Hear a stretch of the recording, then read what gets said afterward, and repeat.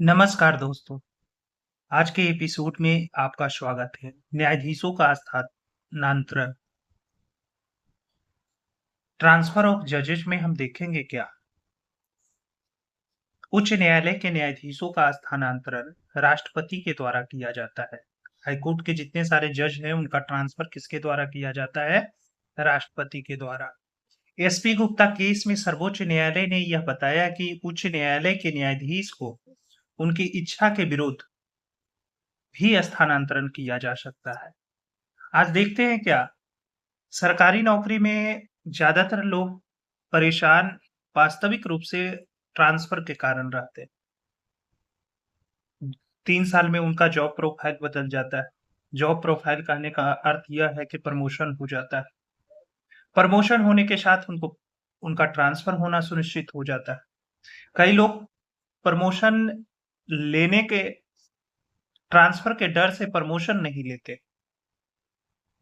कि वह एक जगह पर अस्थायी बने रहे। उसी प्रकार से जजों का जो ट्रांसफर है उनकी इच्छा के विरोध भी हो सकता है, जो एसपी गुप्ता केस में बताया गया। स्थानांतरण के समय दो बातों को ध्यान में रखा जाता है। उच्च न्यायालय के कम से कम 1/3 न्यायाधीश दूसरे राज्यों से, सपोज दैट अगर बिहार में है तो बिहार में जो न्यायालय है उच्च न्यायालय उसके 1/3 जज दूसरे राज्य से होंगे। यदि उच्च न्यायालय कि किसी न्यायाधीश का करीबी रिश्तेदार उस उच्च न्यायालय में वकालत कर रहा होता है, उस स्थिति में न्यायाधीश को उस उच्च न्यायालय से स्थानांतरित कर दिया जाता है। इसे थोड़ा सा